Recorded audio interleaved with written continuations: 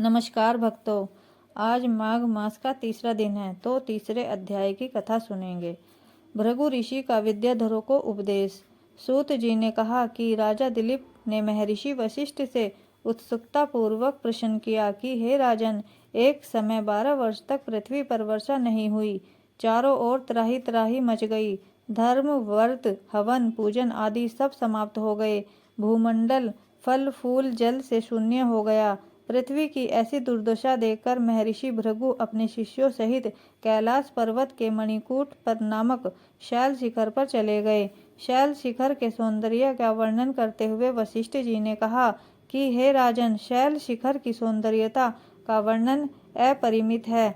इसमें स्वर्ण भंडार, रत्न तथा मणियों का अत्यंत भंडार है। नीले रंग का पर्वत, तारों भरे आकाश तथा चंद्रमा के प्रकाश में अत्यंत सुशोभित प्रतीत होता है। पर्वत की तराई में अनेक यज्ञ संपन्न होते रहते हैं तथा गंधर्व आदि नाच तथा गायन करते रहते हैं।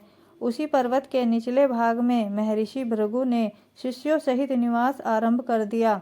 उस सुंदर स्थान का वर्णन करते हुए सूत जी ने कहा, हे राजन, वह वैरागी महात्मा तथा योगी ईश्वर आराधना, हवन, तप में लीन रहने लगे। स्वर्ग तुल्य इस सुंदर स्थान को वायुमंडल में अनेक पुष्पों की सुगंधि व्याप्त रहती है। अनेक स्थानों पर पर्वतीय झरनों की मधुर कलकल की ध्वनि व्याप्त रहती है। कहीं कहीं मस्त हाथी, कस्तूरी मृग तथा अनेक मृगों के झुंड दृष्टिगोचर होते हैं। इस पर्वत की ऊंचाई तथा लंबाई व माप के विषय में महर्षि बोले, हे राजन, वह पर्वत 36 योजन ऊंचा तथा इसकी चौड़ाई 10 योजन है। इसी स्थान पर पृथ्वी दुर्भिक्षित होने के कारण महर्षि भृगु तथा उनके अनेक शिष्यों ने अनंत काल तक वास किया।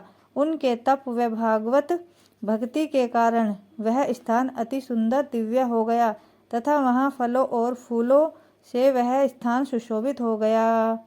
तीसरे अध्याय की कथा समाप्त।